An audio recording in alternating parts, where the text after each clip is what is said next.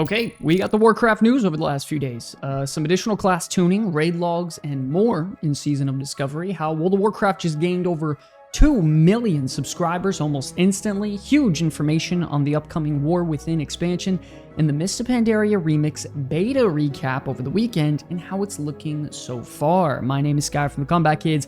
We got your World of Warcraft news today. Grab a cup of coffee, sit down.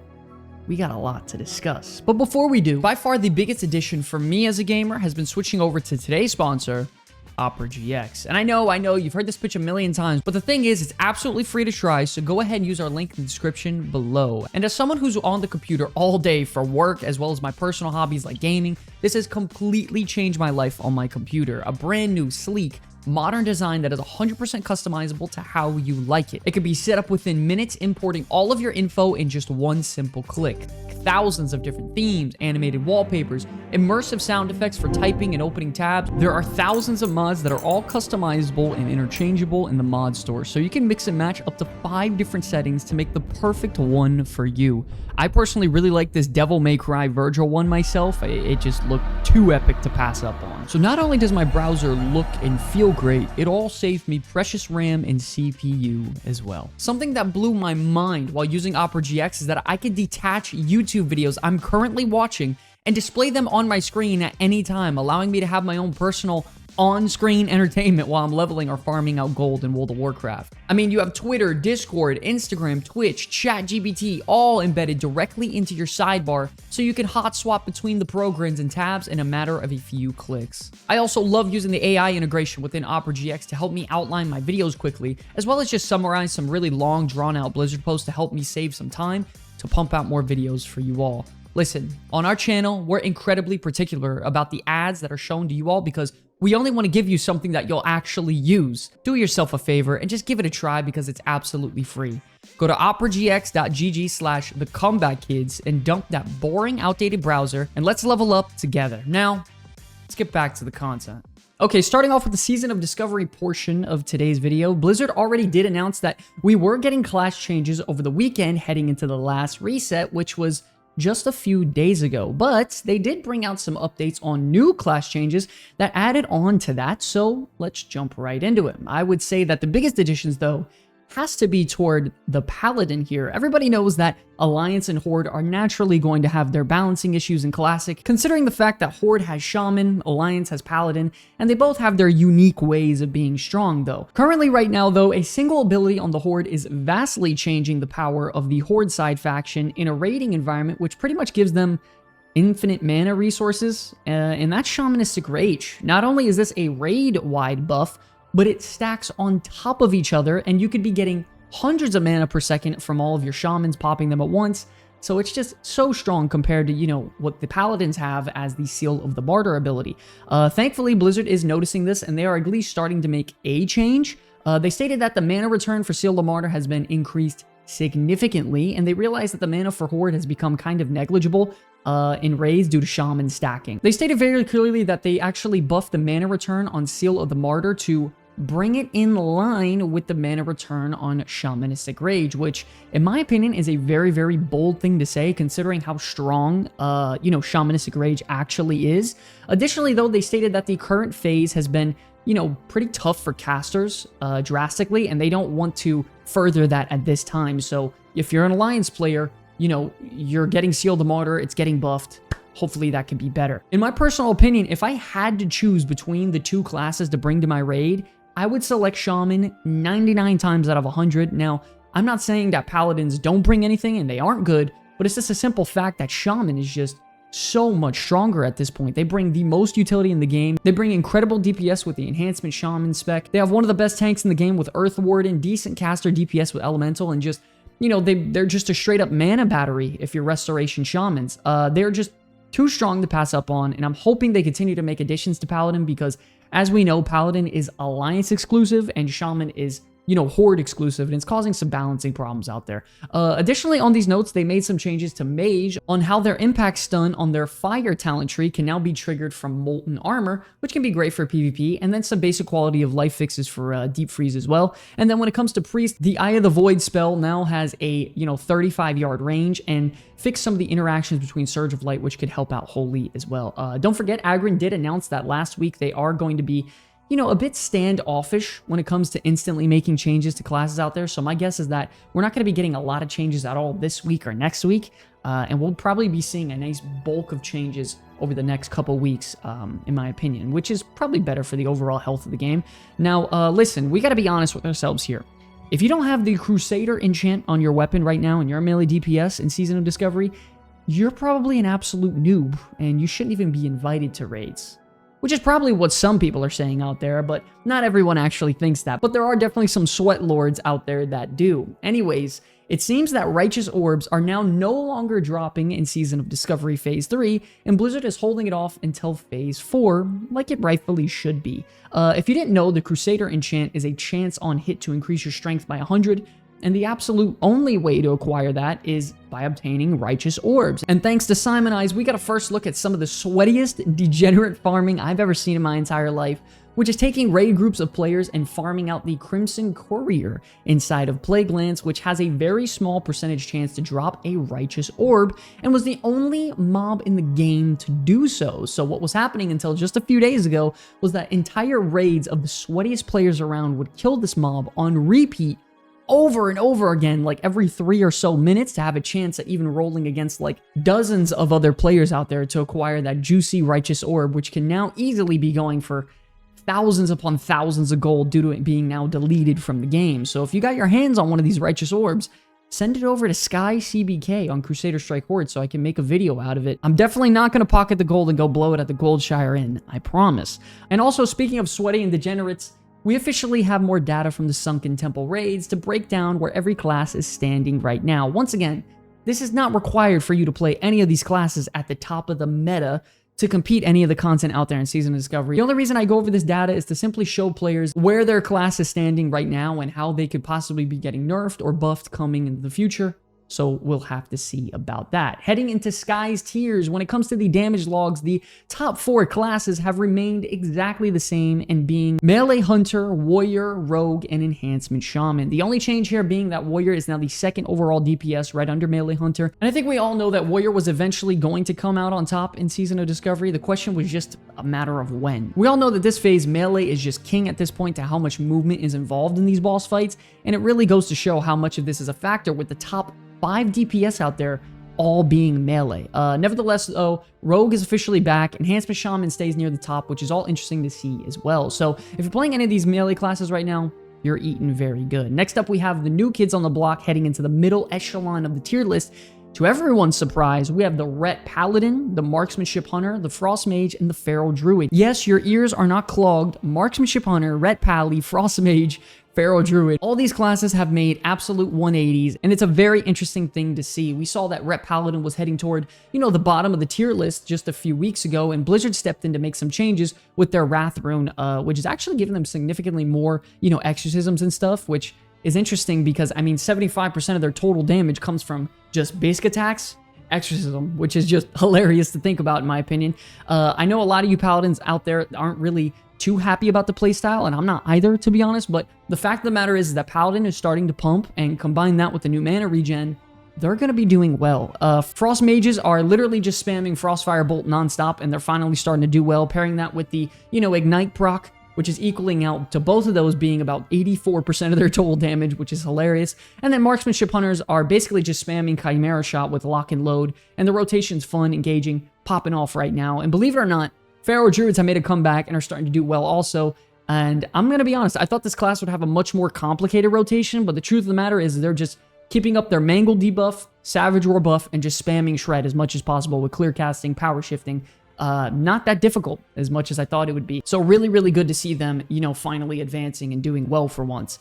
Now, heading into the lower tiers, though, where we're seeing some classes struggle, we have two classes hanging on barely by a thread, which is Fire Mage, DPS Warlock. Everyone knows that Lake of Fire nerf was a major hit to the spec overall, and it is definitely showing, as well as Fire Mage really never having the time to really get their rotation up and running to get a lot of those instant Pyroblasts and, you know, utilizing those Scorch Brocs and stuff like that. So that doesn't feel too good also. Then finally, we have the absolutely send help tier with 3 of the last 4 classes being Elemental Shaman, Balanced Druid, and Shadow Priest. The main issue here with all 3 of these specs right now is that they simply are just such stationary classes and turret-based DPS rotations. They never have enough time to really get up and running, and there's just way too much movement and ragdolling around in this raid for these classes to really do anything. I don't think these classes are bad. It's just a really bad raid for them. These boss designs are constant movement, constant moving around. It just doesn't feel good. Same thing goes for this dumpster can of a spec they call Arcane Mage, which is the biggest turret spec of them all. Their procs run out way too quickly, and they can never get into their rotation, which is just a shame because the spec actually is really fun. I don't know if you guys have tried it. Hopefully they increase their duration of arcane charges soon to at least give them an opportunity to deal damage, because you're spending all your time gaining these charges, you lose them constantly. Doesn't feel good. Very quickly, we're going to be going over the healer logs. Everything remained the same over the new reset, with the only thing changed being the mage, healer, and paladin just swapping places, and mages stepping up one spot. I mean, listen, mages healing is pretty respectable. They don't bring a utility pretty much like at all at this point, but they make up for that with some decent damage, around like 200-ish DPS. And if they're playing their class properly, I think this class is in a good spot. They have incredibly high ceiling. They can pump out some decent numbers with damage, and they can pump out some great healing as well. So overall,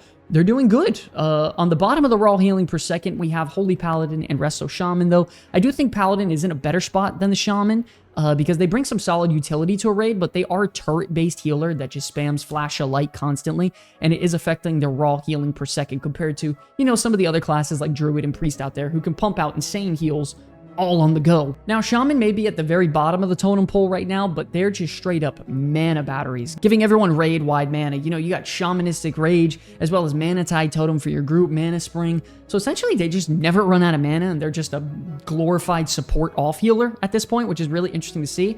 But when we're talking about a raw healing standpoint, Shaman is lacking. I'm hoping they make some changes soon, like potentially taking Earth Shield and just giving them the spell baseline, maybe, like a book or something, because Restoration Shaman's in trouble.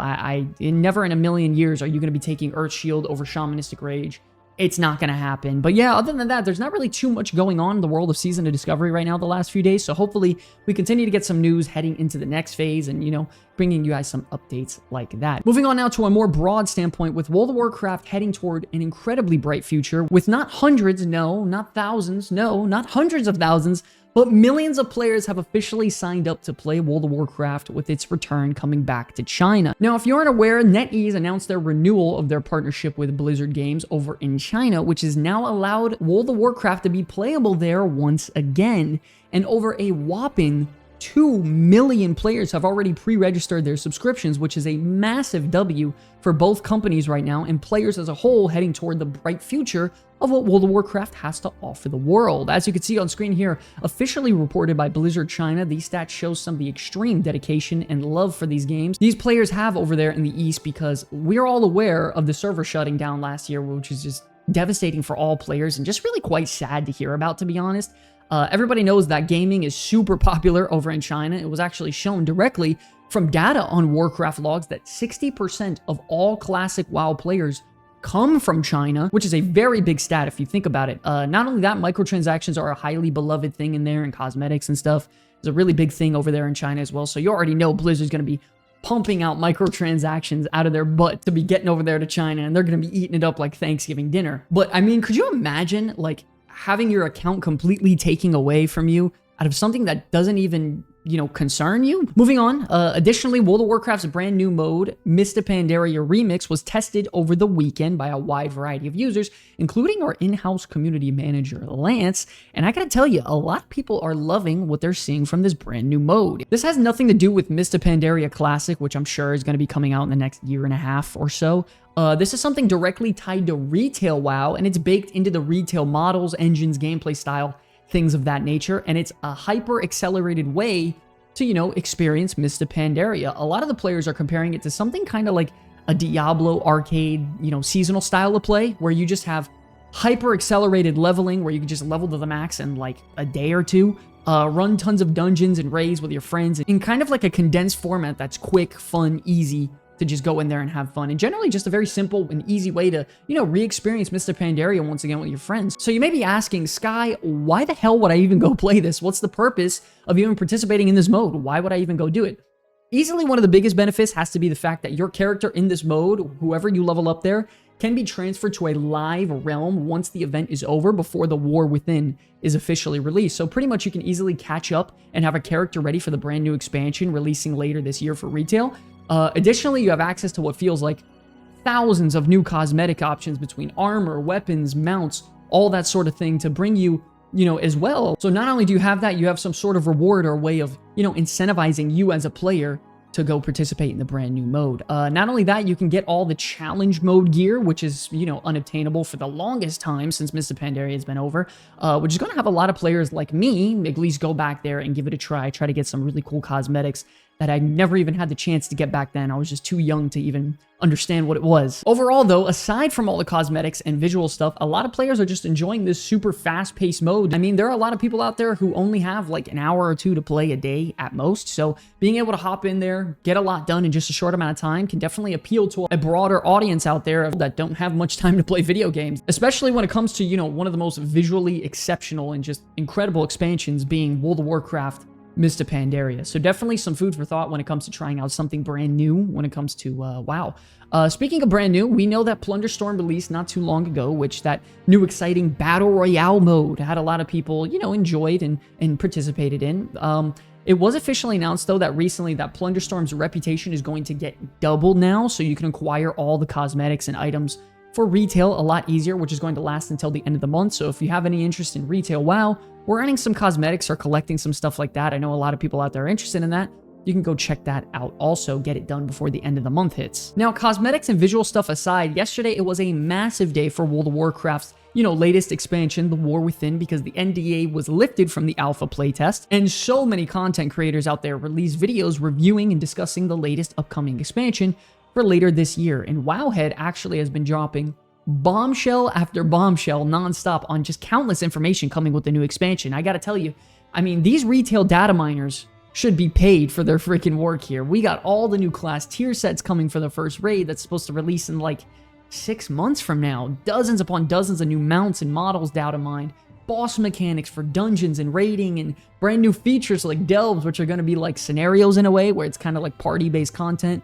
Warbands, which is like account-wide stuff, talent tree reworks, as well as like hero talent trees being released. I mean, we're talking about hours upon hours upon hours of information that could be read through. So if you're all interested in a War Within, definitely go check out some of that on, Wowhead. Additionally, the World of Warcraft Physical Collector's Edition for the War Within is now on sale, which gives you a really awesome Griffin statue with a dwarf on top of it, which looks really cool, and Lance bought that pretty much instantly because he's a very big collector on these sort of things. It does also come with a lot of other cool things like an art book, hard box cover, stuff like that. All really cool to have up in your room or just to keep from memorabilia if you're interested in that. We could continue to see some data mining for the War Within over the next few months on what could be coming, for the expansion exactly. So we will be checking in on that every once in a while to bring you all up to date on some of, that information out there. One of the craziest things that I saw that was actually data mined, which is hilarious, was that there's a brand new setting in retail WoW going to be called the Arachnophobia mode, which pretty much is a toggle to turn on and off spider models and turn them into crabs, because there's going to be a lot of spiders in the new expansion. Now listen, I don't know what the hell is going on in the world right now, but if we've become so sensitive that we need an arachnophobia mode to turn spiders into crabs because we're so scared of spiders in game, I think this world is going to absolute hell at this point. I mean, if you're scared of spiders, let the spiders be scary inside of a video game. I mean, you're not actually there. No spiders are actually touching you. But either way, I guess people were making a big deal out of it. Blizzard went ahead, made a toggle to turn on arachnophobia mode, which turns the spiders into crabs, which is pretty cringy in my opinion, and it's just ridiculous. But this is where we're at in 2024, man. Arachnophobia mode. I mean, what if you're scared of spiders and crabs? Is there like a bunny mode or something else? I don't know, man. I think this is all just ridiculous at this point. By the way, don't forget to leave your comments about Season of Discovery or World of Warcraft in general so we can discuss it here in these news videos in our community section like we're going to do right now.